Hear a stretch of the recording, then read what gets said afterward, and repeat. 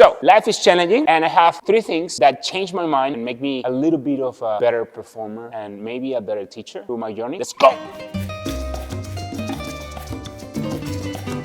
My name is Pedro Gonzalez, and I'm a professional dancer. I teach, I dance, I perform, and I really enjoy the world of salsa, bachata, merengue, and more. Number 1, try as much as possible to note, to be aware of the things that you love, that you enjoy. Make an inventory of the things that makes you feel alive. Through the days and through the things that we do, sometimes we do things that we really love. And sometimes we find things that really touches what we are and what we do. But we don't know what they are, and we're not aware of what we are. But if we are aware of what those things are, we can actually plan our days around those things we want to do. And more you get to know what are the things that fill your heart with life. An example for me would be clearly teaching. Teaching is something that I honestly enjoy, from teaching beginners to teaching advanced. Beginners because it's about having a good time with them. And I remember writing a few times how important it was for me, how alive I feel when everyone was laughing at my jokes.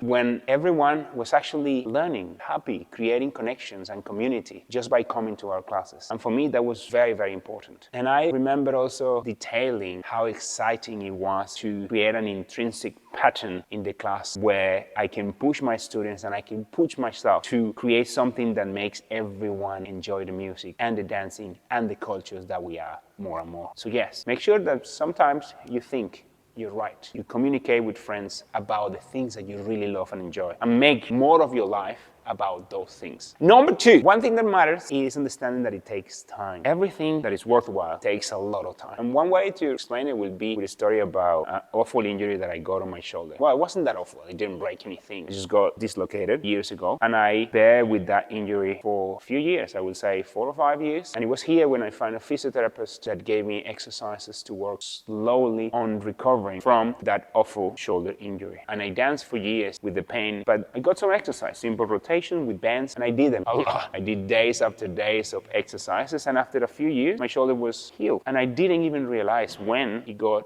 healed. It just got healed with time. When I was trying to improve and trying to get better, I always danced with this idea that I can do it. Doesn't matter what, I'm gonna do it. Push myself really, really hard. And I put myself in an uncomfortable situation. Of course, I got better. But I actually got better because I did it for years. Years of week after week and day after day, teaching classes from all the levels. And I try my best to have a plan to improve. I try to make sure that I was always surrounded by people that push me, and having coaches, students that wanted to learn from me, so I can create an ecosystem that slowly took me to the level that I wanted to be. It took me a few years, a few competitions, but then I kind of find my rhythm, and slowly I'm still getting better. When my students come and trying to learn everything all at once, what I recommend the most is trying to create a path that is slow and consistent. Because yes, they're going to get better, but slow and consistent. Number 3, be yourself. This is a tricky thing to say. It's not about the looking. It's about a mix between looking,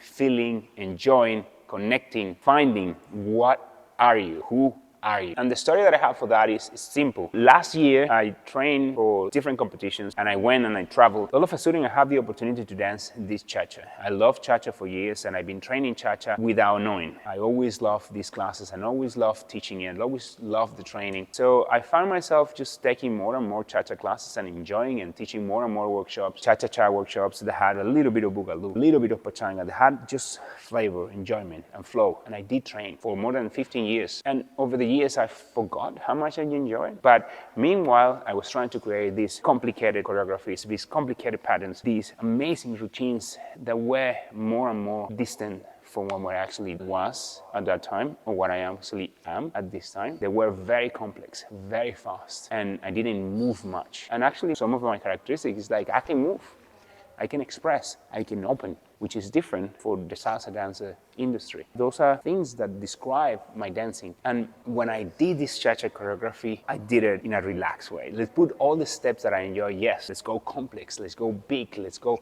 fun, let's go with what I love. Let's do the steps that look amazing for this body and for this look. And I found myself enjoying the routine like no other. And until this day, that has been my favorite routine. And I trained with a lot of amazing coaches that created amazing routines for me and that helped me to develop my dancing. And because of them, I could be dancing this routine. So it takes time, like I said before. Try to keep looking for yourself. Try to keep an inventory of all the things you love and all the things you really enjoy. And remember, it takes time. It takes time to get closer to what you want, and it takes time to get closer to what you are. So please keep going towards who you are. Thank you for watching. I will have more and more contents like this with me dancing and teaching a little bit of salsa, cha-cha, merengue, and much more. And also talking a little bit about the things that matter for the dancer. And I think, let's dance. Whee!